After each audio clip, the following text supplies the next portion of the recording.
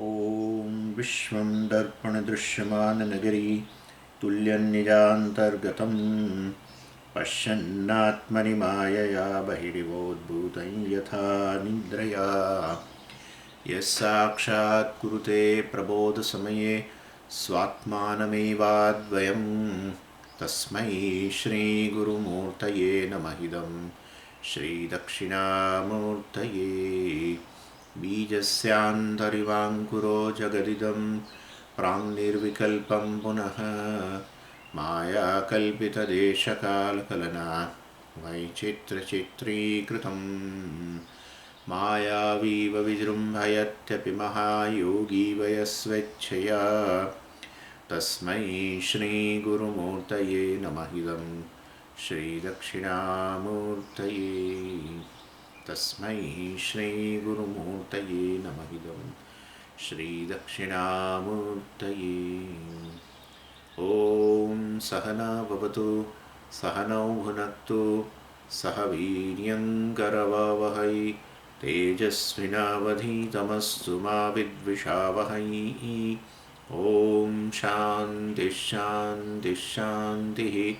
सदाशिवसमारम्भां शङ्कराचार्यमध्यमाम् अस्मदाचार्यपर्यन्तां वन्दे गुरुपरम्पराम्। ॐ पार्थाय प्रतिबोधितां भगवता नारायणेन स्वयं व्यासेन ग्रथितां पुराणमुनिना मध्ये महाभारतम् अद्वैतामृतवर्षिणीं भगवतीम् अष्टादशाध्यायिनीम् अम्ब त्वामनुसन्दधामि भगवद्गीते भवद्वेषिणीम्। यं ब्रह्मा वरुणेन्द्ररुद्रमरुतः स्तुन्वन्ति दिव्यैस्तवैः वेदैः साङ्गपदक्रमोपनिषदैः गायन्ति यं सामगाः। ध्यानावस्थिततन्गतेन मनसा पश्यन्ति यं योगिनः यस्यान्तं न विदुःसरासुरगणाः। देवाय तस्मै नमः देवाय तस्मै।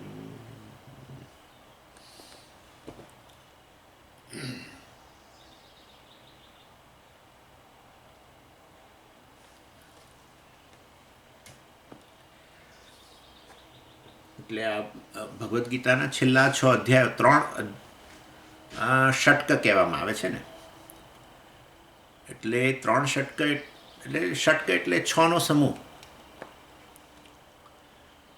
6 અધ્યાયનો સમૂહ. અને એની અંદર આ છેલ્લો સમૂહની અંદર આ 17મો અધ્યાય છે. 13 થી 18 અધ્યાયની અંતર્ગત ખરું. 13 થી 18 અધ્યાય જે છે એને ચરમ ષટક કહે છે. ચરમ એટલે છેલ્લું, અંતિમ 6 અધ્યાયનો સમૂહ. અને એની અંદર આમ 13, 14 અને 15 એની અંદર ભગવાને આત્મનાત્મ વિવેકની વાત કરી. 13મા અધ્યાયને એટલે ક્ષેત્રજ્ઞ વિભાગ કહ્યો. ક્ષેત્ર એટલે અનાત્મા, ક્ષેત્રજ્ઞ, ક્ષેત્રમ જાનાતિ ઇતિ ક્ષેત્રજ્ઞ, ક્ષેત્રને જાણનારો, ક્ષેત્રનો અનુભવ કરનારો, ચેતન, આત્મા, ક્ષેત્રજ્ઞ. એટલે 13, 14, 15 અધ્યાય જે છે એની અંદર તો આ રીતે આત્મજ્ઞાનની વાત કરવામાં આવી. આત્મનાત્મ વિવેક એનું નામ આત્મજ્ઞાન, વિવેક જ્ઞાન છે. કારણ કે આત્માને અનાત્માના રૂપમાં જોઈએ છે ને અનાત્માના ધર્મો આત્મા પર લાદીએ છીએ. આત્માને શરીર માનવું અને શરીરના ધર્મોનો આત્મા પર આરોપ કરવો, આ રીતે અવિવેક, આનું નામ અવિવેક કહેવાય. અવિવેકનું કારણ સરળ. અવિવેક ત્યારે જ થાય જ્યારે વસ્તુ ન જાણતા હોય. આત્માને નથી આત્માના રૂપમાં જાણતા અને અનાત્માને અનાત્માના રૂપમાં નથી જાણતા, એને કારણે આવો અવિવેક જન્મે. એટલે એ આત્મજ્ઞાન, વિવેક જ્ઞાન, એની ભગવાને 13, 14, 15મા અધ્યાયમાં વાત કરી. અને એ વાસ્તવમાં એ સીધું મોક્ષનું સાધન છે, મુક્તિનું સાધન એ છે. અને આવું વાત કર્યા પછી 16મા અને 17મા અધ્યાયની અંદર ભગવાને પછી થયું કે આત્મજ્ઞાનની તો ચર્ચા કરીએ છીએ, પણ આત્મજ્ઞાન પ્રાપ્ત કરવા માટે વ્યક્તિમાં પાત્રતા હોવી જોઈએ. એટલે આપણું જીવન રીતિ, મતલબ જે પ્રકારનું ધ્યેય આપણા જીવનમાં હોય એને અનુરૂપ જીવન રીતિ, આપણે કે લાઈફસ્ટાઈલ બોલીએ છીએ, એ જીવન રીતિ કેવી હોવી જોઈએ એની વાત ભગવાને કરવાની ઈચ્છા થઈ. માટે 16મા અધ્યાયમાં ભગવાને કહ્યું કે જો આવી જીવન રીતિ હશે તો છેવટે જ્ઞાન પ્રાપ્ત થશે અને મોક્ષ પ્રાપ્ત થશે. એટલે એ 16મા અધ્યાયમાં એ ભગવાને પેલી દૈવી આસુરી સંપત્તિની વાત કરી ભગવાને. અર્થાત દૈવી સંપત્તિ અને આસુરી સંપત્તિ એટલે આપણા જીવનમાં દૈવી સંપત્તિ હોય તો છેવટે આ જ્ઞાન પ્રાપ્ત થાય એવું જણાવવા માટે. અને દૈવી આસુરી સંપત્તિ એટલે કોઈ અસુર છે કે કોઈ દેવ છે એવું બધું નહીં. આપણામાં જ કેટલીક વસ્તુ એવી હોય છે જે દેવત્વને અનુરૂપ હોય. કેટલીક વસ્તુ એવી હોય કે જે આપણા સ્વભાવને જાણે અસુર સમાન બતાવે. એટલે પ્રત્યેક વ્યક્તિમાં બધું મિશ્રણ રહેવાનું જ, ગુણોને કારણે. ગુણોની અભિવ્યક્તિ છે ને આ તો સત્વ અને રજસ તમસ વગેરે. એટલે બધું આવ્યું છે જગત જ ગુણોમાંથી, એટલે બધું પછી બધું હોય, મિશ્રણ જ હોય. તો મિશ્રણ હોય તો રહેવા દો ને ત્યારે એમ ને, એવું નહીં. એટલે આપણે મિશ્રણમાંથી આપણે એકાદ વસ્તુની પ્રધાનતા, સત્વ રજસ તમસમાંથી કોઈકને તમોગુણની પ્રધાનતા, કોઈને રજોગુણની પ્રધાનતા, કોઈને સત્વની પ્રધાનતા. એટલે ભગવાન કહે છે આ મોક્ષ પ્રાપ્ત કરવું હોય, જ્ઞાન પ્રાપ્ત કરવું હોય તો પછી સત્વગુણની પ્રધાનતા જોઈએ. પછી જાણવું પડે સત્વગુણની પ્રધાનતા ધરાવતું જીવન કેવું હોય એ આપણે જાણવું પડે. એટલે ભગવાને 16મા અધ્યાયમાં દૈવી સંપત્તિ અને આસુરી સંપત્તિની વાત કરી અને એ અધ્યાય આપણે પૂરો કર્યો. આ લોકો હંમેશા ઉદાહરણ આપે કે જેવી રીતે જે પ્રકારનું વાતાવરણ હોય ને એને અનુરૂપ બધા ઝાડપાન નીકળ્યા. અમેરિકામાં કેટલાક વૃક્ષો જે બધા થાય છે આપણા દેશમાં કદી જોવા ન મળે. ને આપણા દેશમાં જે પેલો લીમડો વગેરે થાય છે એ અહીંયા જોવા ના મળે. એટલે કદાચ હશે ફ્લોરિડામાં. એટલે એનીવે, પણ મારો કહેવાનો આશય એ છે કે આપણા વાતાવરણને અનુરૂપ, આપણા દેશના વાતાવરણને અનુરૂપ આપણને અમુક પ્રકારના વૃક્ષો વગેરે બધું જોવા મળે, છોડ પણ એ પ્રકારના જોવા મળે. અને અહીંના વાતાવરણને અનુરૂપ અહીંના અમુક પ્રકારના ઝાડપાન અહીંયા જોવા મળે. એટલે એનો અર્થ એવો થયો કે વાતાવરણને કારણે અમુક વસ્તુઓ હોય છે. એવી રીતે જ્ઞાન આપણા જન્મે એના માટે એક વાતાવરણ ઉત્પન્ન કરવું પડે મનની અંદર. એનું નામ દૈવી સંપત્તિ, આત્મજ્ઞાન જન્મે એને માટે. એટલે એ ભગવાને 16મા અધ્યાયની અંદર એની ચર્ચા કરી અને 17મા અધ્યાયમાં પણ એ જ પ્રકારની ચર્ચા કરવાના છે. અને એ રીતે તમે વેદની ખરેખર આ બંને વસ્તુઓ જે અત્યારે વાત કરીએ છીએ આપણે, એ જ્ઞાન અને જ્ઞાનને અનુરૂપ જીવન રીતિ, એ બંને વસ્તુની ચર્ચા મૂળ તો વેદમાં જ કરેલી છે. ભગવાન ચર્ચા કરે બરાબર છે કે ભાઈ 13, 14 ને 15મા અધ્યાયમાં આત્મજ્ઞાનની વાત કરી અને એની પાત્રતા માટે જીવન રીતિ કેવી હોવી જોઈએ એની વાત 16મા 17મા અધ્યાયમાં કરશે અને 16મા અધ્યાયમાં કરી જ અને 17મામાં પણ કરશે. અને પછી 18મા અધ્યાયમાં તો સાર. એટલે આ વસ્તુ જે ભગવાન કહી રહ્યા છે અહીંયા, બે વિષયો, આત્મજ્ઞાન અને જાણે કર્મયોગ કહો, જીવન રીતિ, એટલે એ બંને વસ્તુની ચર્ચા વેદમાં છે. એકચ્યુઅલી વેદ મૂળ એનો સ્ત્રોત છે. ભગવદ્ ગીતાનો પણ સ્ત્રોત કયો? વેદ. એટલે વેદમાં પણ બંને વસ્તુ કહી છે. જીવન રીતિ કેવી હોય છે વેદના પૂર્વ વિભાગમાં કહ્યું, અને વેદના અંત વિભાગ વેદાંતની અંદર, ઉપનિષદની અંદર આત્મજ્ઞાનની વાત કરી. એટલે ભગવાન જાણે કે બિલકુલ આપણે, કારણ કે વેદનો એક્સેસ આપણને નથી, વેદનું પાનું આપણે તો જોયું નથી, વેદ જ નથી આપણા હાથમાં પકડ્યો, તો પછી વેદની અંદરના વિષયો, હવે એ તો પાછી એનાથી અઘરી વસ્તુ. વેદમાં બધું સંસ્કૃતમાં, ને એ પાછું સાદું સંસ્કૃત એ નહીં, પાછું વૈદિક સંસ્કૃત, એ જુદા પ્રકારનું, થોડું જુદું જ પડે. એટલે સંસ્કૃત જાણો તમે. આપણે વ્યવહારમાં બધી વસ્તુઓ આપણે સંસ્કૃત ભણ્યા હતા બધા 8મા ધોરણ 9મા ધોરણ, માટે વેદમાં રહેલું સંસ્કૃત સમજી શકીએ એવું નથી, ન સમજાય. એની એટલે વેદ આપણા માટે બિલકુલ શું કહેવાય, ઇનએક્સેસિબલ આપણે માટે છે જ નહીં. તો પછી આ કેવી રીતે ખબર પડે બધું જીવન રીતિને, આ બધું ધ્યેય ને જ્ઞાનને? એ ભગવાન જાણે કે પોતે જ આખો વેદનો સાર આ ભગવદ્ ગીતામાં કહી રહ્યા છે. અને એમાં આપણે 16મા અધ્યાયની અંદર આ રીતે દૈવી સંપત્તિ જે છે એ ધરાવનાર વ્યક્તિ કેવી હોય એની ચર્ચા કરી. એટલે એવી દૈવી સંપત્તિ વિમોક્ષાય ભગવાને કહ્યું. કેવું સરસ ત્યાં કહ્યું 16મા અધ્યાયમાં, દૈવી સંપત્તિ વિમોક્ષાય, દૈવી સંપત્તિ મોક્ષ માટે છે એમ. એટલે કે આ રીતે તમે જે અભ્યાસ કરો, રોજે રોજ શ્રવણ વગેરે કરો, એ શ્રવણ કરો ત્યારે સમજી શકો, એને મતલબ એને ગ્રહણ કરી શકો અને એને ધારણ કરી શકો અને એને જીવનમાં ઉતારી પણ શકો. એ એ એ એ પ્રકારની જીવન રીતિને દૈવી સંપત્તિ કહેવાય. બસ આપણે જે અત્યારે પ્રાપ્ત કરીએ છીએ આત્મજ્ઞાન વગેરે, એ સમજી પણ શકીએ, એને જાળવી પણ શકીએ, એ જ્ઞાન પ્રાપ્ત કર્યું છે તેને, અને એ આપણા જીવનમાં વણાઈ જાય, એનું નામ દૈવી સંપત્તિ. એ પ્રકારની જીવન રીતિ જેમાં આ બધું આપણને મદદરૂપ થાય. જ્યારે આસુરી સંપત્તિ જે છે ધરાવનાર વ્યક્તિ કેવી, તો કે એ પણ આવું બધું ભણે, કદાચ સમજી પણ જાય બધું, બુદ્ધિ શક્તિ હોય એટલે સમજી જાય, કદાચ ધારણે કરે. એ શું સમજાવ્યું હતું આ ગઈ વખતે વેદાંતના આચાર્ય કોઈ સ્વામીએ શું સમજાવ્યું હતું, એ બધું બીજાને સમજાવી દે, પોતે સમજી જાય, બીજાને સમજાવે. કોની વાત કરું છું?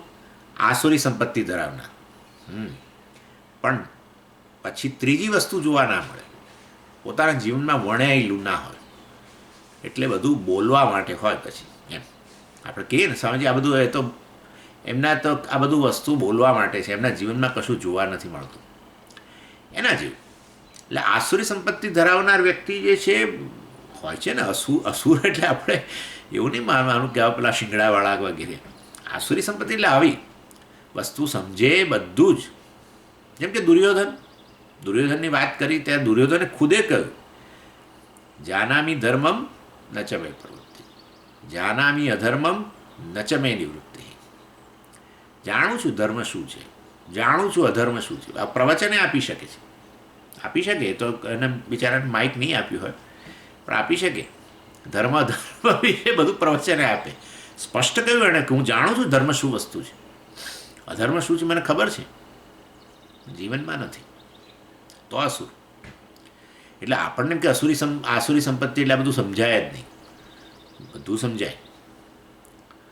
અસુર હોય, વિદ્વાન હોય, રાવણ બાપરે કેવો વિદ્વાન, સામવેદના 1000 શાખાઓ બધી મોડે એને.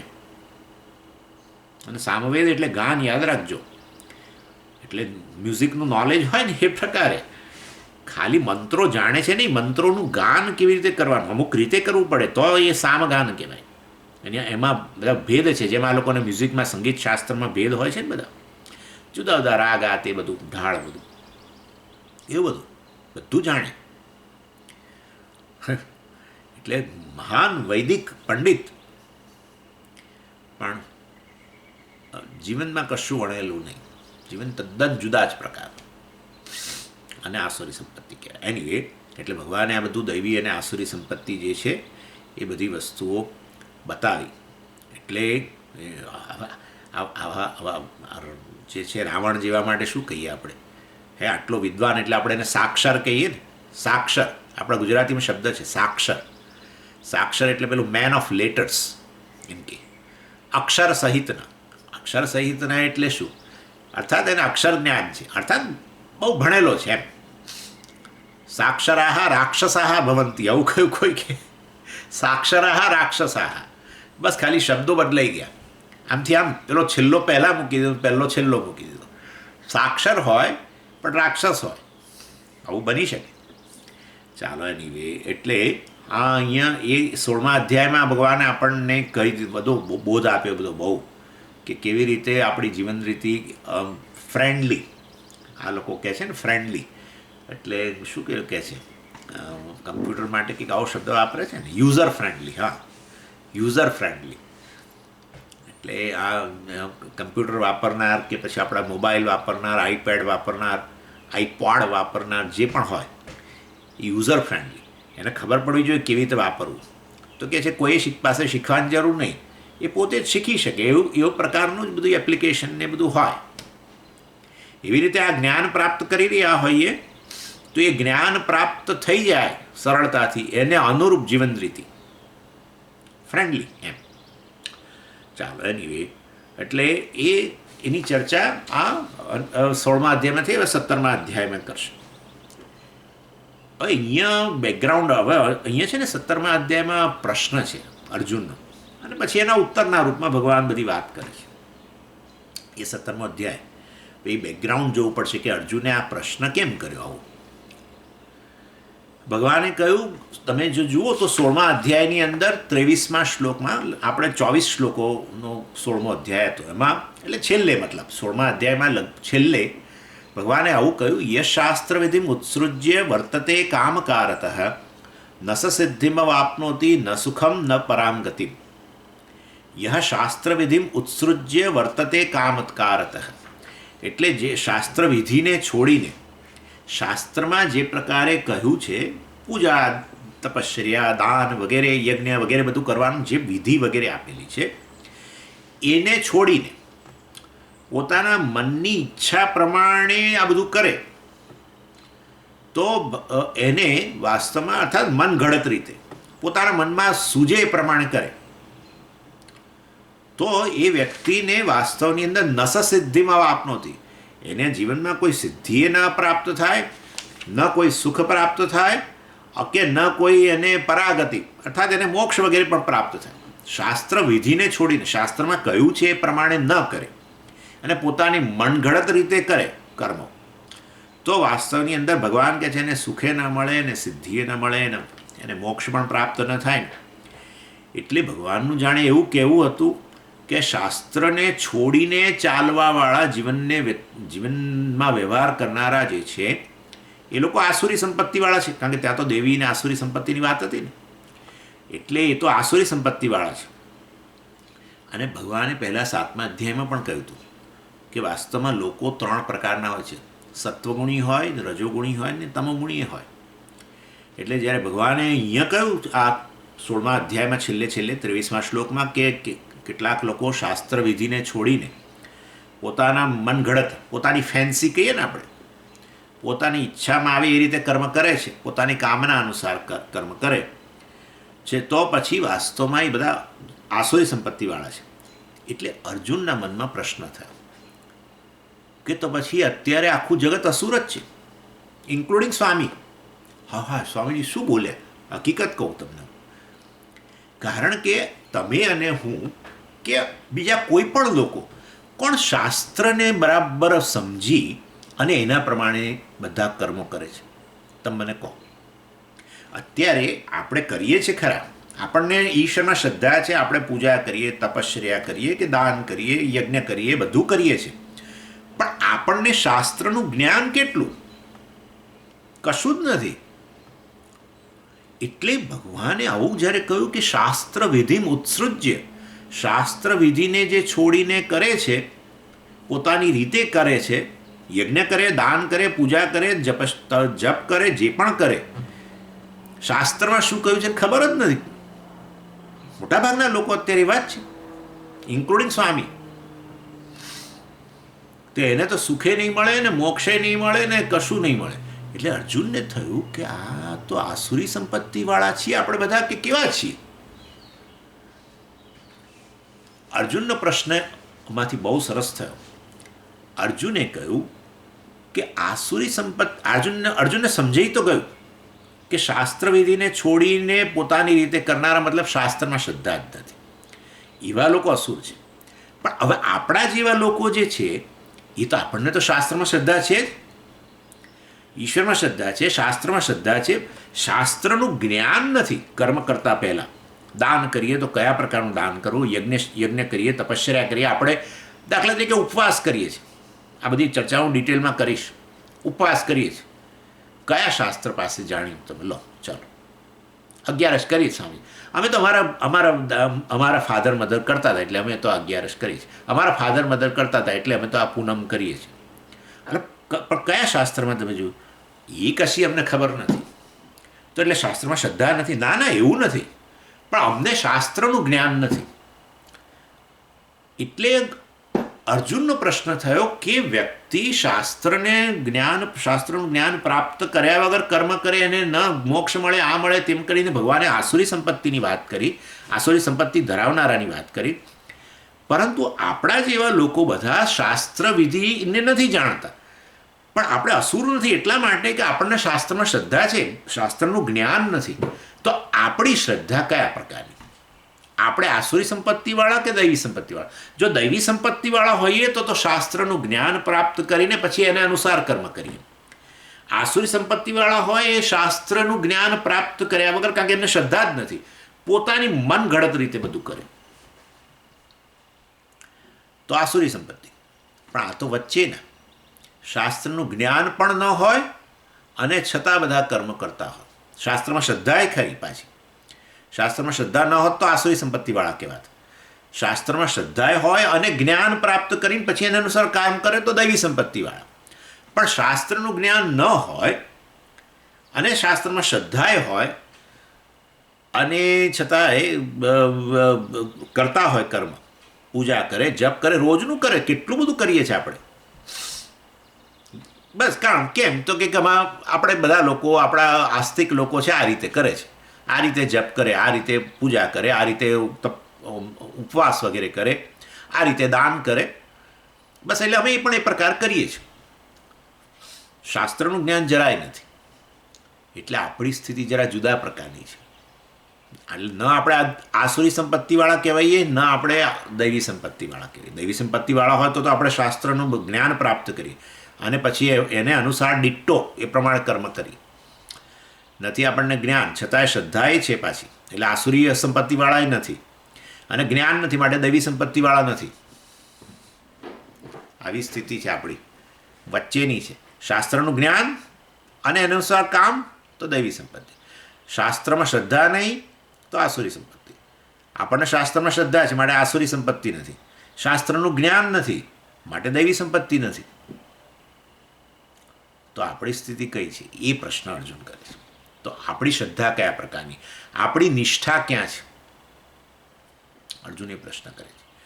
એટલે આ અહીંયા અર્થાત આ ત્રણ પ્રકારના આમે લોકો તો છે, સત્વગુણી ને રજોગુણી ને તમોગુણી વગેરે. અને એના પરથી ભગવાન બધી વાત કરશે કે આજુ આવું હોય જીવનમાં, આ પ્રકારની જીવન રીતિ હોય વગેરે, તો આ પ્રકારની શ્રદ્ધા, આ પ્રકારની જીવન રીતિ હોય તો સાત્વિકી શ્રદ્ધા, આ પ્રકારની જીવન રીતિ હોય તો રાજસી શ્રદ્ધા, એમ કરીને ભગવાન શ્રદ્ધાનો પહેલા વિભાગ બતાવશે. અને પછી આહાર કેટલા પ્રકારના અને કેવો પ્રકારનો આહાર લેવો જોઈએ, કેવા પ્રકારની જીવનમાં તપશ્ચર્યા હોવી જોઈએ, તપશ્ચર્યા એટલે ઉપવાસ વગેરે વગેરે, એ બધી વસ્તુઓની વાત કરશે. પછી ત્રણ વિભાગ આપોઆપ ભગવાન કહેવા માંડશે. પહેલાં તો શ્રદ્ધાની વાત કરશે કે આવી જીવન રીતિ હોય તો સાત્વિકી શ્રદ્ધા, આવી જીવન રીતિ તો રાજસિક શ્રદ્ધા, આવી જીવન રીતિ તો તામસ શ્રદ્ધા વગેરે. એ પ્રકારે શ્રદ્ધાનો વિભાગ, એટલે આ 17મા અધ્યાયમાં શ્રદ્ધાત્રય વિભાગ કયો. શ્રદ્ધાત્રય એટલે ત્રણ પ્રકારની શ્રદ્ધા. પરંતુ પછી તો ભગવાન બધું બહુ વાત કરશે. સાત્વિક આહાર કોને કહેવાય ને રાજસ આહાર કોને કહેવાય ને તામસ આહાર કોને કહેવાય, એની બધી વાત કરશે. સાત્વિક દાન કોને કહેવાય, રાજસ દાન કોને કહેવાય, તામસ દાન કોને કહેવાય, સાત્વિક યજ્ઞ, રાજસ યજ્ઞ વગેરે, સાત્વિક તપશ્ચર્યા, રાજસ તપશ્ચર્યા, એ બધું પછી એમાંય વિભાગ બતાવશે. એમ કરીને આ 17મા અધ્યાયમાં આ રીતે આ બધો વિભાગ રહેલો છે. એટલે જેને શાસ્ત્રની સમજ નથી પણ શાસ્ત્રમાં શ્રદ્ધા છે અને એ રીતે કરે છે, વડવાઓને જોઈને, પોતાના વડીલોને જોઈને, માતા પિતાને વગેરે જોઈને કે માતા પિતા આ રીતે કરતા હતા પૂજા, એટલે હું તો આ રીતે કરું છું. માતા પિતા આ રીતે દાન વગેરે કરતા માટે એ રીતે કરું છું. માતા પિતા મારા અથવા બીજા વડીલો એ આ રીતે બધા ઉપવાસો વગેરે કરતા હતા, અમે એ પ્રકારે કરીએ છીએ. આપણા બધાની સ્થિતિ આવી જ છે. તો આપણી શ્રદ્ધા કયા પ્રકારની છે એમ. એટલે એમ પેલું ભગવાન બોલી ગયા ને કે શાસ્ત્ર વિધિને ઉત્સૃજ, શાસ્ત્ર વિધિને જાણ્યા વગર પોતાની રીતે કરે છે, એને ન તો મોક્ષ મળે, ન એને સુખ મળે, ભૌતિક સુખે ના મળે, ફલાણું ના મળે. એટલે ભગવાને ત્યાં તો આસુરી સંપત્તિની વાત કરી. એટલે અર્જુને થયું કે આપણી સ્થિતિ જ આવી છે કે આપણે શાસ્ત્ર વિધિ જાણતા નથી, તો શું આપણે અસુરી સંપત્તિ છે? પછી એને સમજાઈ તો ગયું જ હશે કે આપણને તો શાસ્ત્રમાં શ્રદ્ધા તો છે જ, પણ શાસ્ત્ર વિધિનું જ્ઞાન નથી આપણને. તો આપણી શ્રદ્ધા કયા પ્રકારની, આસુરી શ્રદ્ધા કેવી કે એને સાત્વિકી દૈવી શ્રદ્ધા કેવી, શું કેવું શું એમ. ચાલો, અર્જુન ઉવાચ યે શાસ્ત્રવિધિમુત્સૃજ્ય યજન્તે શ્રદ્ધયાન્વિતાઃ તેષાં નિષ્ઠા તુ કા કૃષ્ણ સત્વમાહો રજಸ್ತમઃ. એટલે પ્રશ્નનું બીજ મેં તમને બતાવી તો દીધું કે જેણે શાસ્ત્રને છોડ્યા છે એનાથી એવું લાગે કે આપણે શ્રદ્ધાવાળા નથી, કારણ કે આપણે કોઈને શાસ્ત્રનું પાનું કોઈ આપણે ઉગાડ્યું નથી. બધું શાસ્ત્ર સ્વામીઓએ બોલ કરતા હોય છે, શાસ્ત્રમાં કહ્યું છે, શાસ્ત્રમાં કહ્યું. એ સ્વામીજી ફલાણું છે કઈ જગ્યાએ કહ્યું છે, શાસ્ત્રમાં કહ્યું છે. શાસ્ત્ર કહ્યું છે કે ક્યાં કહ્યું છે સ્વામીઓને નથી ખબર હોતી. ઓનેસ્ટલી શાસ્ત્રમાં કહ્યું. આ તો સારું જ કોઈ પૂછતું નથી શ્રદ્ધાને કારણે. સ્વામીમાં શ્રદ્ધાને કારણે નથી પૂછતા કયા શાસ્ત્રમાં કહ્યું બતાવો તો, એવું કોઈ નથી પૂછતું. એટલે કે ભાઈ સ્વામીને ખરાબ લાગે એટલે આપણે ના પૂછાય. એટલે વાસ્તવમાં પણ ચાલે રાખે છે આવું. મને એક જણ પૂછ્યું, સ્વામીજી આ પૂનમને બધું કરવાનું ક્યાં કહ્યું છે? શાસ્ત્રમાં કહ્યું છે. કયા શાસ્ત્રમાં કહ્યું છે? હોય જ શાસ્ત્રમાં જ કહ્યું હોય જ ને વળી. આપણું મૂળ તો બધું છેવટે શાસ્ત્ર જ છે. બધું જેના વ્યવહારોમાં આપણા વડીલોના વ્યવહારમાં આવ્યું છે એ બધું આપણી આખી સંસ્કૃતિ છે, વટે વૈદિક સંસ્કૃતિ જ છે ને. એટલે બધું શાસ્ત્રમાંથી જ આવે છે, પણ ક્યાં છે તો કોઈને ખબર નથી. આવી વસ્તુ છે. તો પછી શું આપણે અસુરો છીએ કે શું? ના અસુરો નથી ભાઈ, તો દેવો છીએ. કારણ કે દેવતાઓને તો બધાને જ્ઞાન છે શાસ્ત્રનું અને એને અનુરૂપ કામ કરે છે એ દેવી સંપત્તિવાળા. નથી અસુર નથી દેવ, તો આપણી શું સ્થિતિ છે એમ. ના સમજે આપણે મનુષ્ય છે એવું નહીં ભાઈ. આ તો શ્રદ્ધાની વાત ચાલે છે. એટલે એવી રીતે નહીં કહેવાનું. મનુષ્ય તો મનુષ્ય શરીર છે, પણ શ્રદ્ધા કઈ છે? મનુષ્ય શરીર હોય તેથી કંઈ મનુષ્ય શ્રદ્ધા છે એવું થોડું છે. મનુષ્ય શ્રદ્ધા આવી વળી મનુષ્ય શ્રદ્ધા નામની કોઈ વસ્તુ નથી. મનુષ્ય શરીર હોય એની અંદર સાત્વિક શ્રદ્ધા હોય, અર્થાત દૈવી સંપત્તિવાળો હોય તો દેવ કહેવાય. મનુષ્ય શરીર હોય પરંતુ અંદર આસુરી સંપત્તિઓની જ પ્રધાનતા હોય તો પછી અસુર કે રાક્ષસ કહેવાય. એટલે જે તે વ્યક્તિ જે પ્રકારની સંપત્તિ ધરાવતો હોય એને અનુરૂપ એનું જીવન વગેરે હોય તો પછી એ પ્રમાણે કહેવાય. આપણે કોઈને નથી કહેવાની જરૂર, આપણી પોતાની વાત કરીએ છીએ. કોઈને અસુર કે રાક્ષસ આવું બોલવાનો કોઈ એ બહુ ખરાબ વસ્તુ છે, બોલાય જ નહીં. દરેકમાં બધું રહેલું છે. આપણે જ્યારે ક્રોધ કરીએ ને ભગવદ્ ગીતા ભણતા હોઈએ ને એના સ્ટુડન્ટ એના વિદ્યાર્થી તરીકે ન છાજે એવા શબ્દો બોલીએ છીએ. આપણા જ લોકો બોલે છે ને એના કેટલાક લોકો કહે છે કે સ્વામીજી તમે આ બધું ભણાવો છો, પણ એ જ્યારે ક્રોધમાં આવે ત્યારે એવા શબ્દો બોલે છે કે તમે આવું શીખવાડો છો. આવું મને કહે છે કોઈ.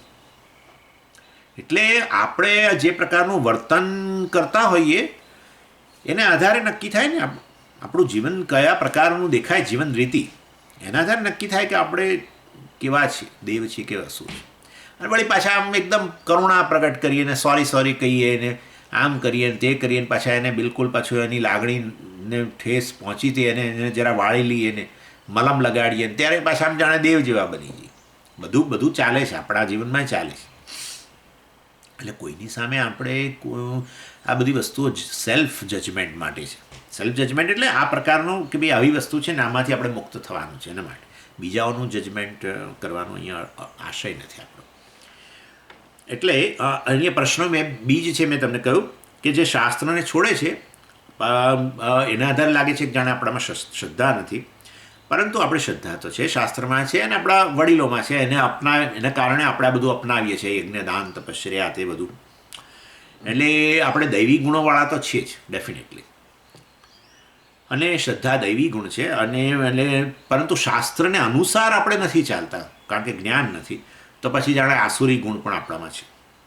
એટલે દૈવી ગુણ છે કારણ કે શ્રદ્ધા છે અને આસુરી ગુણ પણ છે કારણ કે શાસ્ત્ર અનુસાર આપણે નથી, મતલબ શાસ્ત્રને આપણને જ્ઞાન નથી માટે શાસ્ત્ર અનુસાર જ ચાલીએ છીએ એવું પણ ન કહી શકાય. અને માટે પ્રશ્ન થાય છે કે આવા લોકો જે મહદઅંશે આખી દુનિયામાં, અર્થાત આસ્તિકોની વાત કરીએ ને, ચાલો ને આસ્તિકોની અંદર મહદઅંશે આ પ્રકારના જ લોકો છે, તો એમની ગણતરી શેમાં કરવી? દૈવી સંપત્તિવાળામાં કરવી કે આસુરી સંપત્તિવાળા? બેમાંથી એકેમાં નથી થઈ શકે એવી. એટલે આ રીતે સાત્વિક છે કે રાજસ છે કે તામસ છે શેમાં એની ગણતરી કરવી એ જાણવું જરૂરી છે. માટે અર્જુનનો પ્રશ્ન બહુ જ ઉચિત છે. શું કહે છે અર્જુન? યહ શાસ્ત્ર વિધિમ ઉત્સૃજ્ય, શાસ્ત્રમાં જે વિધાન કરેલું છે, શ્રુતિ સ્મૃતિઓમાં વગેરે જે કહેલું છે એના તરફ જેનું ધ્યાન જ નથી. ઉત્સૃજ્ય એટલે એનો ત્યાગ કરે છે, મતલબ એના તરફ એનું ધ્યાન નથી, એના તરફ અને સાચું કહું તો એ જાણવાની રુચિ એ નથી બહુ. એ જ સ્થિતિ છે સાચું કહું. તમને મને કોઈ કહે કે 1 કલાક બેસીને યુટ્યુબની અંદર બીજું બધું જોવાનું છે તો આપણે બધા બેસીને જોઈશું, એવું કહેવાની જરૂર નથી. કરીએ પણ 1 કલાક બેસીને જરા જુઓ તો ખરા શાસ્ત્રમાં બધું ક્યાં કહ્યું છે. એ જવા દો, અમે કરીએ છીએ, અમને શાસ્ત્રમાં શ્રદ્ધા છે. મોટાઓ અમારા જે બધું કહી ગયા, અમારા ઘરમાં બધા જે રીતે કરતા તે રીતે અમે બધું કરીએ છીએ. પૂજા અમે એ રીતે કરીએ છીએ, ફલાણું આ રીતે કરીએ છીએ, ફલાણું આ રીતે કરીએ છીએ. બેસીને જાણો જ ખરા શાસ્ત્રમાં શું છે? નહીં. એટલે આપણી સ્થિતિ એક્ઝેક્ટલી દૈવી સંપત્તિવાળા છીએ એવું ના કહેવાય. દૈવી સંપત્તિવાળાને તો પૂરેપૂરું જ્ઞાન છે ને એના અનુસાર ડિટ્ટો એ પ્રમાણે કરે. આપણને તે જાણવાની જ રુચિ નથી.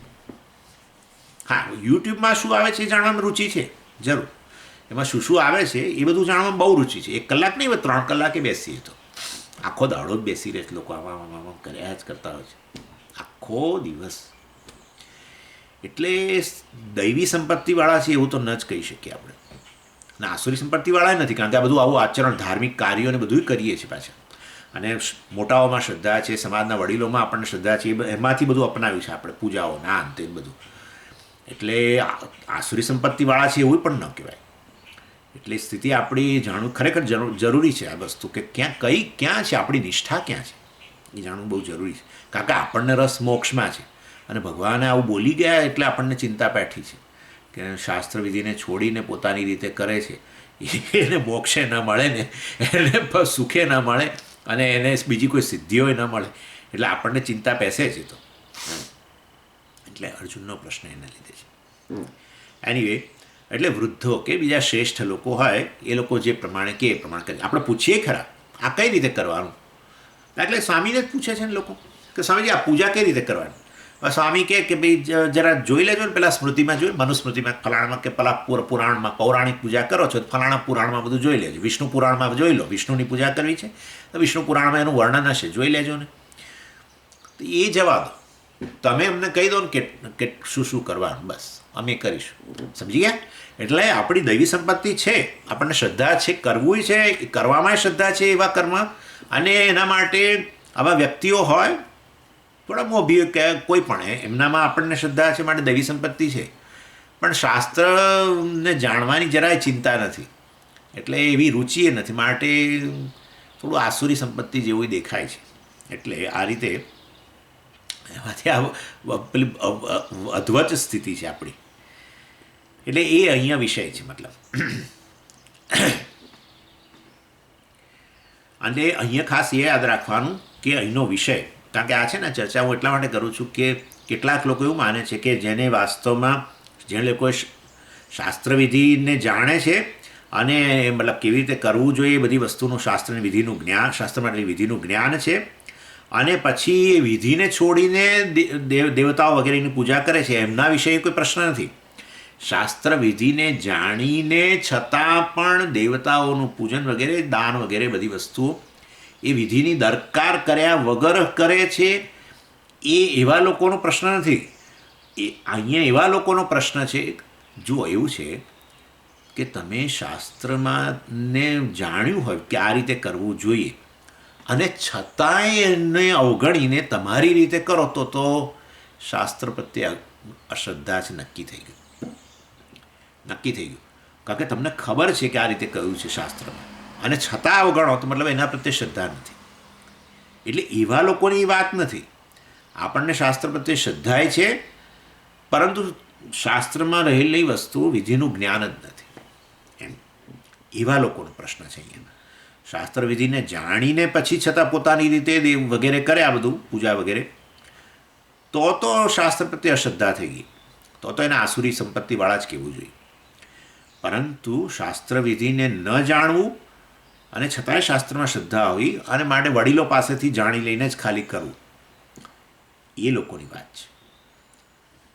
એટલે શ્રદ્ધાળુ હોય શાસ્ત્ર વિધિ છોડે જ નહીં. જાણતા હો કે શાસ્ત્રમાં પ્રમાણ કહ્યું છે ને, તો પછી શાસ્ત્રમાં શ્રદ્ધા ધરાવનારો શ્રદ્ધાળુ વ્યક્તિ છે એને છોડે જ નહીં.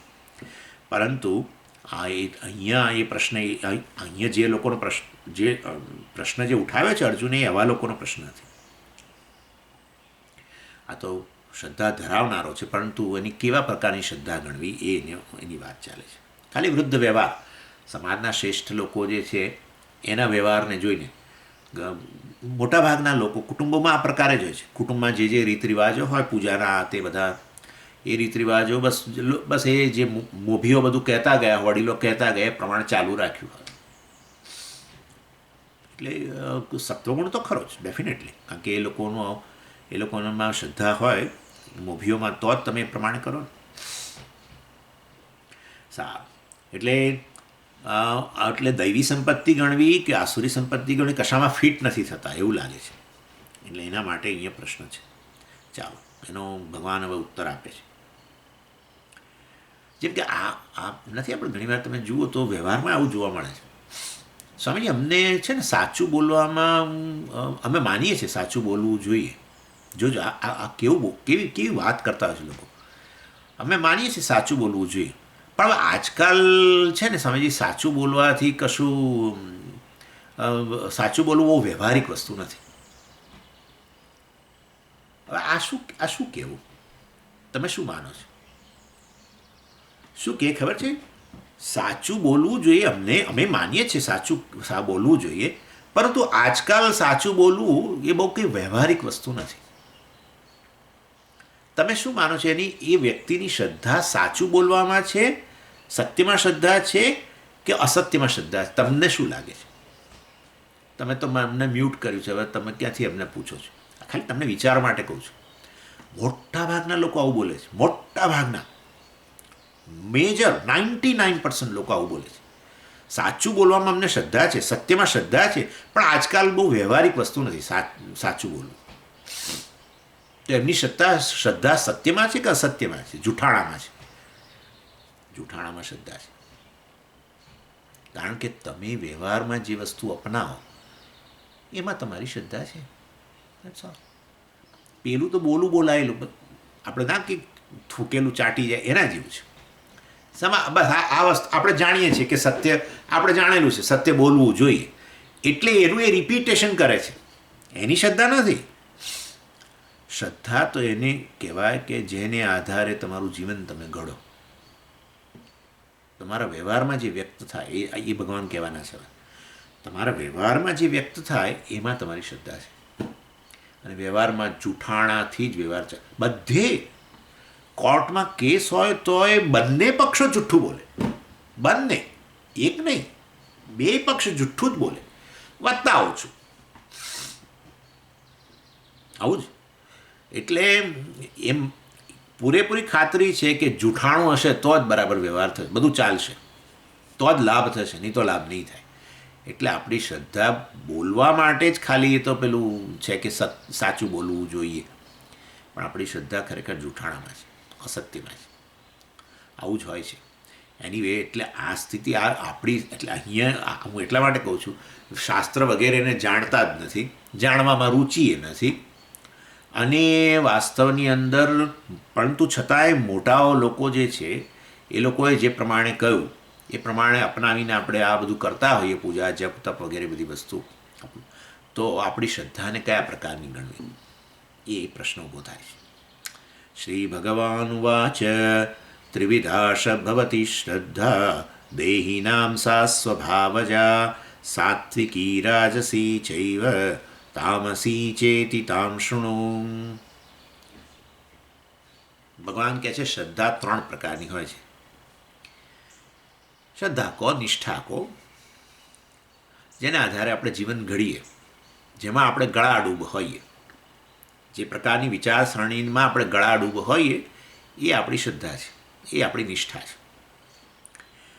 એટલે ભગવાન કહે છે 3 પ્રકારની શ્રદ્ધા હોય છે. દેહી નામ, કોને 3 પ્રકારની શ્રદ્ધા હોય છે? દેહી નામ. દેહી નામ એટલે દેહ ધરાવનાર, દેહમાં નિવાસ કરનાર જીવ. દેહમાં આત્મબુદ્ધિ ધરાવનાર એ વધારે સારું છે. જીવ એટલે દેહમાં આત્મબુદ્ધિ, આત્મામાં આત્મબુદ્ધિ, એનું નામ આત્મજ્ઞાન. દેહમાં આત્મબુદ્ધિ એ સંસાર, અજ્ઞાન. એટલે દેહી નામ કહ્યું ભગવાને, અર્થાત દેહમાં આત્મબુદ્ધિ ધરાવનાર જીવ. આ જીવો જે છે 3 પ્રકારની શ્રદ્ધા ધરાવે છે. અને કેવી છે શ્રદ્ધા? સ્વભાવજા, પોતપોતાના સ્વભાવ, પોતાની પ્રકૃતિ, આપણે શબ્દ વાપરીએ છીએ પ્રકૃતિ, પોતાની પ્રકૃતિને અનુરૂપ એમની 3 પ્રકારની શ્રદ્ધા હોય છે. આ પ્રકૃતિ કે સ્વભાવ જે વસ્તુ એવી છે જે લઈને વ્યક્તિ જન્મે છે. તમે તો કહેતા હતા પ્રકૃતિનો બદલી ના શકાય, પ્રકૃતિ ન બદલી શકાય, તો પછી દૈવી સંપત્તિ આસુરી સંપત્તિવાળાને તમે સલાહ કેમ આપો છો દૈવી સંપત્તિવાળો બની જાય? બદલી શકાય. તો તમે હમણાં કહો છો કે ના બદલી શકાય, હવે કોઈ બદલી શકાય? હા, જે તમે જન્મથી લઈને આવો, જે પ્રકારની વિચારસરણી, જે પ્રકારનું અંતઃકરણ, એ આપણો સ્વભાવ કહેવાય, પ્રકૃતિ કહેવાય.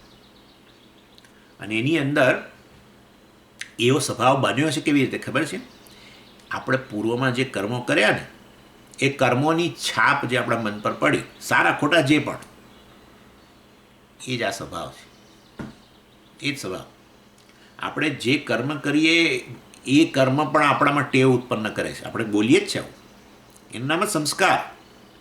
સંસ્કાર અને ટેવ એક જ વસ્તુ છે. હા, એક જ વસ્તુ, પરંતુ ભેદ એટલો કે સંસ્કાર સૂક્ષ્મ રૂપે રહેલા હોય, એ આપણે જ્યારે કર્મ કરીએ ને ત્યારે અભિવ્યક્ત થાય, આપણે એને ટેવ કહીએ. જે લોકો જે પ્રકારે કર્મ કરવા ટેવાયેલા હોય છે એ પ્રકારે જ કરે છે. એમને સ્વામીજી ટેવ પડી ગઈ છે, આ રીતે જ કરે છે. કર્મ કરીએ એના સંસ્કાર પડે, અને કર્મ ફળ આવે એને ભોગવીએ એ પણ સંસ્કાર પડે. આ સારું છે, આ વસ્તુ સરસ છે. પેલું તો ખરાબ છે. બીજી વ્યક્તિ કહે છે ના એ પેલું સારું છે, તમે કહો છો એ ખરાબ છે. એટલે એ કર્મફળના પણ સંસ્કાર પડે. મન છે ને આ પ્રકારનું બનેલું છે આપણું, એમાં સતત છાપ પડ્યા કરે. એટલે કર્મ કરીએ તો એની સારું કર્મ કરવાની શરૂઆત કરો ને તમે, તો હવે એ ટેવ પડી જાય. સવારે 4 વાગે ઉઠીને સ્નાન કરીને, તમે જુઓ કેવું હોય છે નહીં? કેટલાક લોકો વહેલા ઉઠે, વહેલા ઉઠીને કેટલાક લોકો ચાલવા જ જાય, કેટલાક લોકો વહેલા ઉઠે, વહેલા ઉઠીને પહેલાં સ્નાન કરીને પૂજા કરે, કેટલાક લોકો વહેલા ઉઠે, વહેલા ઉઠીને સ્નાન કરીને પહેલાં ચા બનાવે ને બીજું બધું કંઈક કરે, પછી 6 વાગે પૂજા શરૂ કરે. કેટલાક લોકો વહેલા ઉઠે અને પહેલાં ચા બનાવે, કેટલાક લોકો વહેલા ઉઠે ને પથારીમાં બેઠા બેઠા જ ચા પીએ, હજુ તો પગે નીચે ના. કેટલી વસ્તુ હોય છે. કેમ સ્વામીજી આવી રીતે કરે છે? બસ સંસ્કાર પડી ગયા છે, આ રીતે જ કરે. એટલે લોકો કેટલાક પૂછે, સ્વામીજી અમારે સારા સંસ્કાર પાડવા માટે શું કરવું પડે? બસ જેનાથી સંસ્કાર પડે છે એમાં પરિવર્તન લાવો, તો પછી એને અનુરૂપ સંસ્કાર પડે. અને એ સંસ્કાર જ આપણો સ્વભાવ છે, એ જ એને આપણે સ્વભાવ કહીએ. સમજીએ, એમની તો પ્રકૃતિ જ આવી છે, એમની પ્રકૃતિ જ આવી. એટલે એ તો જન્મથી લઈને જ આવવાના તમે. પછી એમાં બદલાવ લાવી શકો, એને અનુરૂપ વિચાર ઉત્પન્ન થાય ખરો, પણ એ વિચાર જે ઉત્પન્ન થયો ને એને અમલમાં મૂકવું એ પહેલાં પરિવર્તન લાવી શકો. સ્વભાવમાં પરિવર્તન ન લાવી શકો, ભગવાને 3જા અધ્યાયમાં કહ્યું. અર્થાત આ જે સંસ્કાર લઈને આવ્યા છો, એ સંસ્કારને અનુરૂપ એ વિચાર તો ઉત્પન્ન થાય જ તમારામાં, વૃત્તિ ઉત્પન્ન થાય, પણ એ વૃત્તિને બદલવાનો, એ વૃત્તિને ઉત્પન્ન કરતી ન અટકાવી શકો. પરંતુ એને પછી એમાં આગળ વધવું કે નહીં, એને કર્મમાં પરિવર્તિત કરવી કે નહીં, એ પોતાના વિચારને અનુરૂપ કર્મ કરવું કે નહીં, ત્યાં આપણી પસંદગી રહેલી છે. યોગ્ય હોય તો પછી એ પ્રમાણે કરો, ન યોગ્ય હોય તો એને ત્યાં જ દાબી દો. એટલે ભગવાને બહુ સરસ 3જા અધ્યાયમાં કહ્યું, પ્રકૃતિ, ભગવાને કહ્યું કે આ જ્ઞાની પુરુષો છે એ પણ પોતાની પ્રકૃતિને અનુસાર જ વર્તતા હોય છે. બિલકુલ સાચું જ કહ્યું. એટલે પોતાની જે પ્રકારની પ્રકૃતિ સ્વભાવ લઈને આવ્યા હોય એને અનુરૂપ જ વાસ્તવમાં એ વૃત્તિ ઉત્પન્ન થતી હોય છે. જ્ઞાનીઓનો તો પછી જાણે એમણે પોતાની આ જે પ્રકૃતિ જે છે એમાં અનુરૂપ જ્યારે વિચાર વૃત્તિ ઉત્પન્ન થઈ હોય અને એ વૃત્તિમાં એને અનુરૂપ કર્મ કરવું કે નહીં, એને પુષ્ટિ કરવી કે નહીં, એ બધું એમણે ઘણો બધો વિવેક કરીને બધું આમાંથી મુક્ત થયેલા હોય. પરંતુ હવે જ્ઞાની પુરુષ હોય, એની પ્રકૃતિ આ પ્રકારે હોય, એના સંસ્કાર પડી ગયા હોય, તામિલ પેલા શું જ્યારે કુટુંબમાં ઉત્પન્ન થયા, તો હવે એને ભાત ખાવાની ટેવ પડી ગઈ, હવે કે સાંભાર ખાવાની ટેવ પડી ગઈ. હવે આ એ પ્રકૃતિ છે એમની, નાનપણથી આવી ગયેલું છે, હવે એને અનુરૂપ પડે. એની દ્રષ્ટિમાં પરિવર્તન આવી ગયું હોય જુદી વસ્તુ છે. એટલે આ રીતે પ્રત્યેક વ્યક્તિ પોતપોતાની પ્રકૃતિને અનુસાર જ વર્તતું હોય છે. પણ એનીવે અહીંયા ભગવાન કહે છે કે આ વ્યક્તિનામાં રહેલી શ્રદ્ધા સ્વભાવજા, પોતાના સ્વભાવ, પોતાની પ્રકૃતિ ને માંથી ઉત્પન્ન થયેલી શ્રદ્ધા હોય છે. સ્વભાવજા, સ્વભાવાત જાયતે ઇતિ સ્વભાવજા, એ સ્વભાવમાંથી જન્મેલી શ્રદ્ધા હોય છે. પોતાનો સ્વભાવ જો સાત્વિક પ્રકૃતિ હોય તો એની શ્રદ્ધા સાત્વિકી હોય. જોઈએ છે ને, તો નાનપણથી જ આપણે જોઈએ છીએ. કેટલાકને બહુ નાના હોય ત્યાંથી જ આ બધી પૂજાઓમાં રસ ને આ બધી વસ્તુમાં. કેટલાકને આ બધી વસ્તુમાં રસ જ નહીં, બિલકુલ નહીં. તમે ગમે એટલું જોડે બેસાડો ને ગમે કરો ને, કશામાં રસ. અને સ્વભાવ કેવી રીતે આવ્યો? મેં કહ્યું પ્રમાણે પૂર્વમાં કરેલા સારા ખોટા કર્મો, જે પ્રમાણેનો સ્વભાવ, એના આધારે સ્વભાવ બને. સારા કર્મો તો એ સ્વભાવ એ પ્રકારે સાત્વિક પ્રકૃતિ ઉત્પન્ન થાય, અને સાત્વિક પ્રકૃતિને કારણે શ્રદ્ધા સાત્વિકી બને, વગેરે વગેરે. એટલે આ પૂર્વજન્મમાં કરેલા જે કર્મો જે છે એને કારણે જે સંસ્કાર આપણા વર્તમાન જન્મમાં આવે છે, એ સંસ્કાર જે છે એ નાશ ન પામે. થોડું શરીર નાશ પામી ગયું, સંસ્કાર વગેરે તો સૂક્ષ્મ શરીરનો ભાગ છે, ને સૂક્ષ્મ શરીર તો છોડીને જાય, નવા શરીરમાં દાખલ થાય.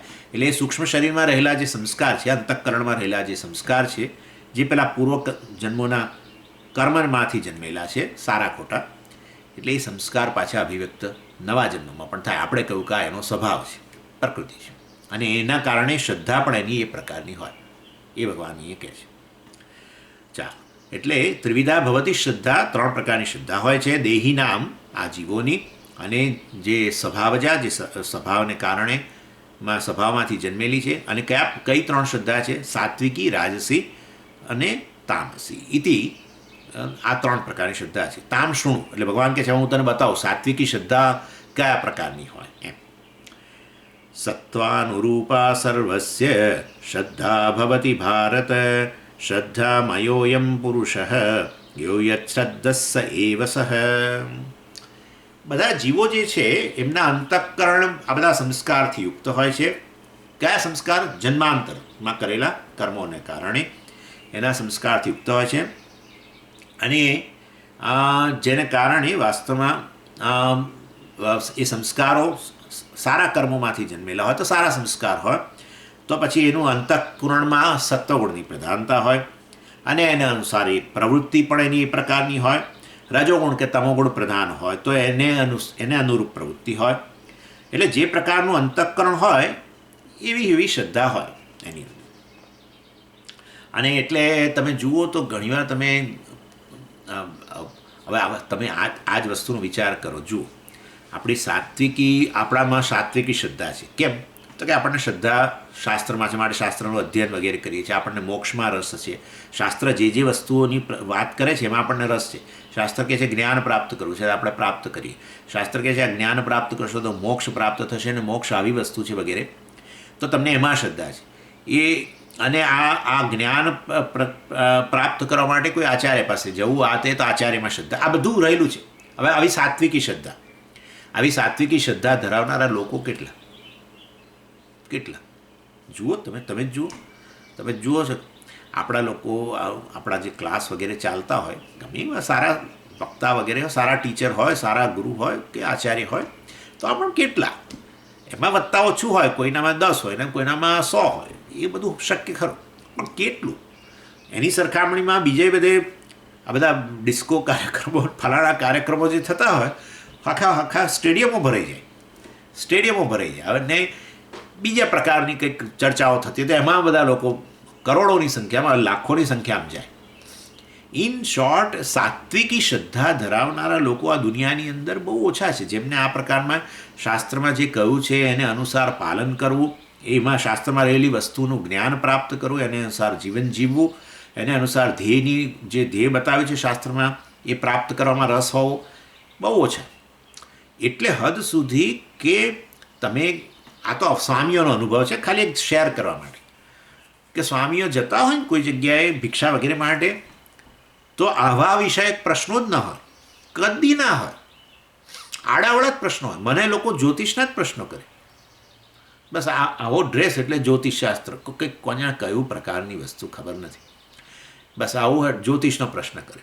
કોઈ ત્રીજો પ્રશ્ન કરે, અને મોદી સાહેબ વિશે તમારું શું માનવું? અલા મને બરાબર છે, પણ મોદી સાહેબ વિશેનો પ્રશ્ન મને કરવાનો કે મોક્ષ વિશેનો પ્રશ્ન કરવાનો, એ મોટો પ્રશ્ન, એ મોટી વાત છે. એટલે એ બતાવે છે કે એ વ્યક્તિનું અંતઃકરણ કેવું છે. આપણી પ્રવૃત્તિ, આજે બોલ્યા, વાણી વ્યવહાર કર્યો, આપણે પ્રશ્ન કર્યો, જિજ્ઞાસા પ્રગટ કરી, આપણો જીવનનો જ ભાગ છે. એ આપણું વર્તન જે છે એ આપણા વાણી દ્વારા પ્રગટ થયું. અને વાણી શેના આધારે પ્રગટ થઈ? અંતઃકરણ. અને એટલે અંતઃકરણમાં રહેલી શ્રદ્ધાને આધારે આપણને આ મોક્ષ વિશે પ્રશ્ન કરવો નથી ને એમાં રસ નથી. એટલે સ્વામી હોય તો આપણે આ પ્રકારનો પ્રશ્ન કરીએ. એક જણે તો મને ત્યાં સુધી પ્રશ્ન કર્યો, સ્વામીજી જનરલી, એટલે હવે તમને કહીશ ખરાબ લાગશે પણ એવા શબ્દો વાપરેલા કે જનરલી તો સાધુઓ બધા પેલી ચલમ ફૂંકતા હોય, સાધુઓ ચલમ ફૂંકતા હોય છે, તો તમે ચલમ, અર્થાત એનું અંતઃકરણ કયા પ્રકારનું છે તમે સમજો. એટલે કહેવાનો આશય એવો છે કે વ્યક્તિનો મેળાપ થાય તો હવે આવી વ્યક્તિ સ્વામીનો સંપર્ક થાય તો આપણે શેના વિશે પ્રશ્ન કરીએ છીએ એના આધારે આપણી શ્રદ્ધા નક્કી થઈ જાય, આપણું અંતઃકરણ કયા પ્રકારનું છે એ નક્કી થઈ જાય. અને એટલા માટે મહદઅંશે અમને લોકો જ્યારે કોઈ આવી રીતે પરિચયમાં આવીએ છીએ ત્યારે કોઈ આવો પ્રશ્ન કરતું જ નથી. એ આધારે જ કહું છું કે સાત્વિકી શ્રદ્ધા ધરાવનારા બહુ જ લોકો જૂજ છે. મહદઅંશે રાજસિક અને તામસ શ્રદ્ધા ધરાવનારા લોકો છે.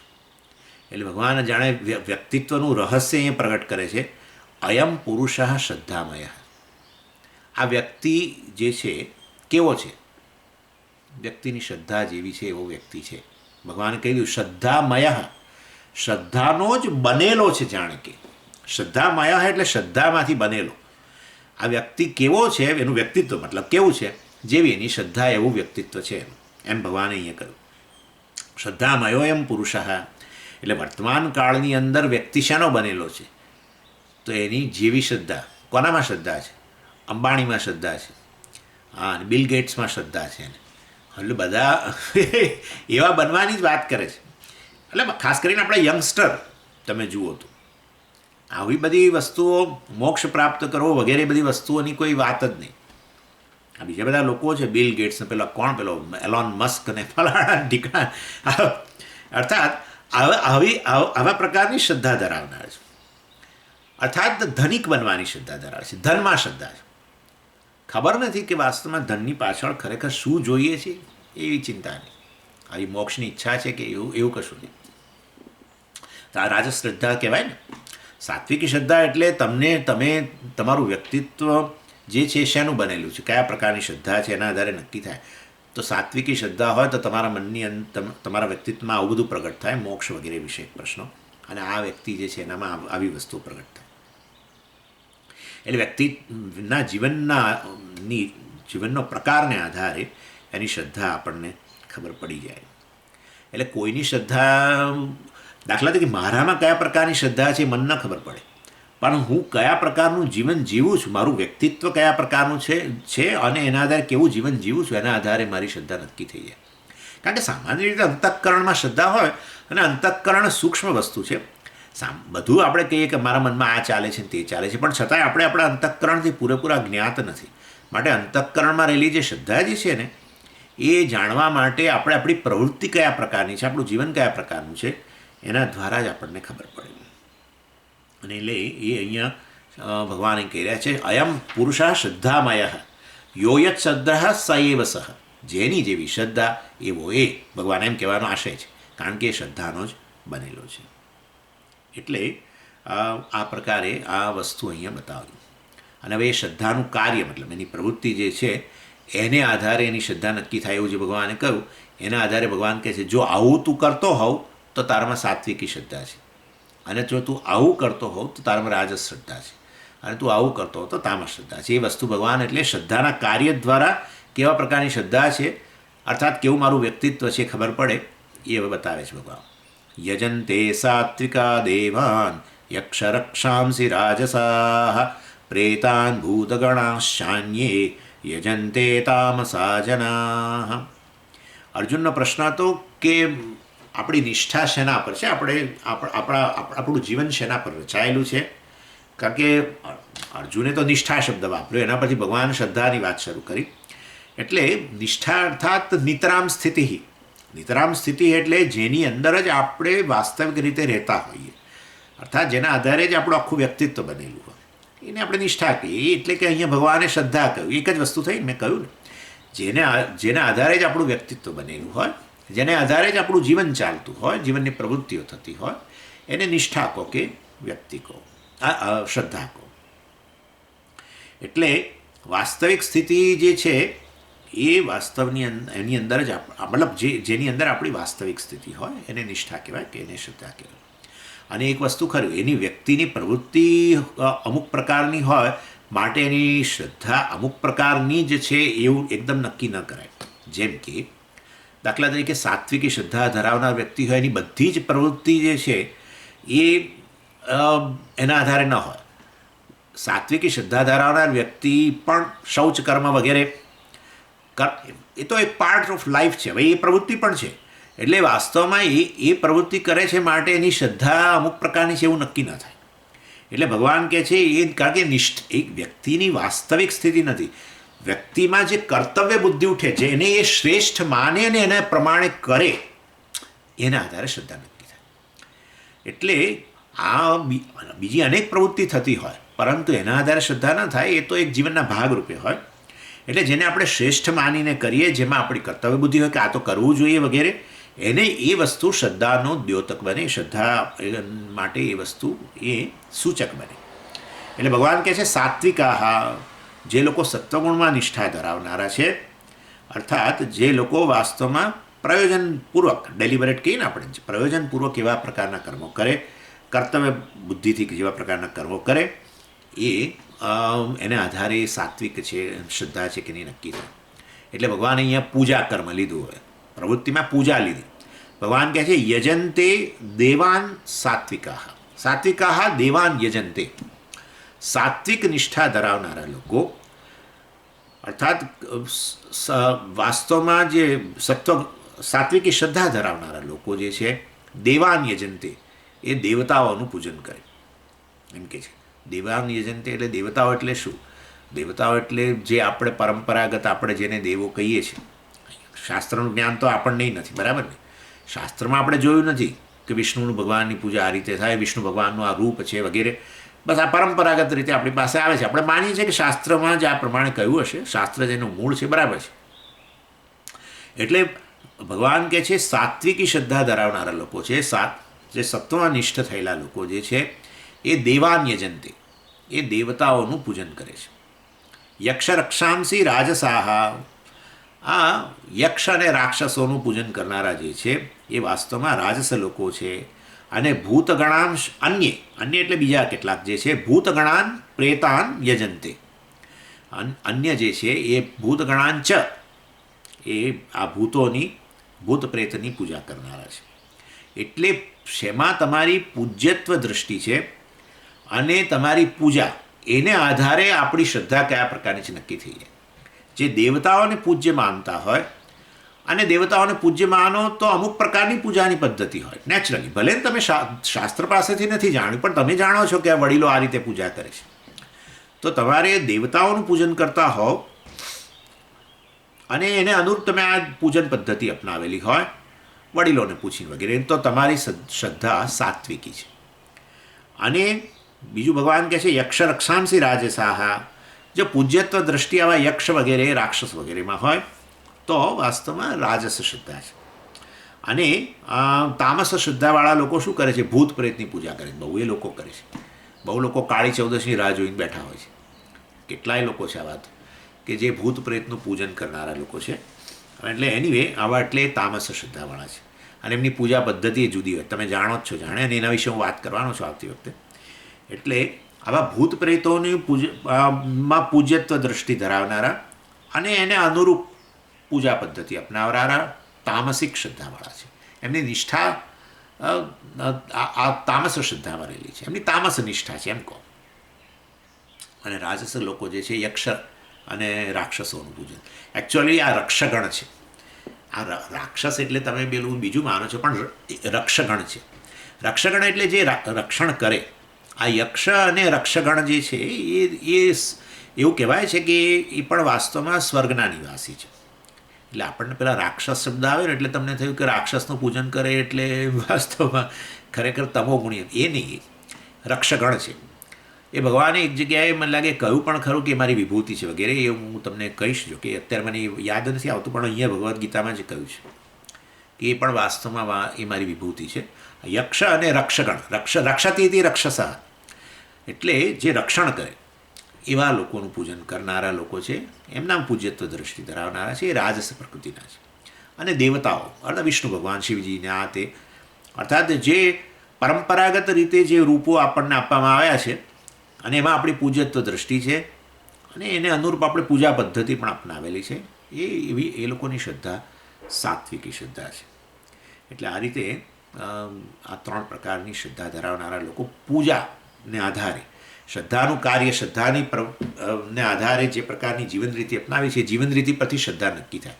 સીધું આપણે શ્રદ્ધા આપણી કયા પ્રકારની છે એ નક્કી ન કરી શકીએ. એટલે ભગવાને અહીંયા શ્રદ્ધાનું કાર્ય એક પૂજા કર્મ જે છે એમાં પૂજ્યત્વ દ્રષ્ટિ અને પૂજાની પદ્ધતિ બંનેને આધારે બતાવ્યું. પણ એની વધારે વિશેષ ચર્ચા હું આવતી વખતે કરીશ. ઓમ પૂર્ણમદ પૂર્ણમિદમ પૂર્ણાત પૂર્ણમુદચ્યતે પૂર્ણસ્ય પૂર્ણમાદાય પૂર્ણમેવાવશિષ્યતે. ઓમ શાંતિ શાંતિ શાંતિ. હરિ ઓમ શ્રી ગુરુભ્યો નમઃ. હરિ ઓમ.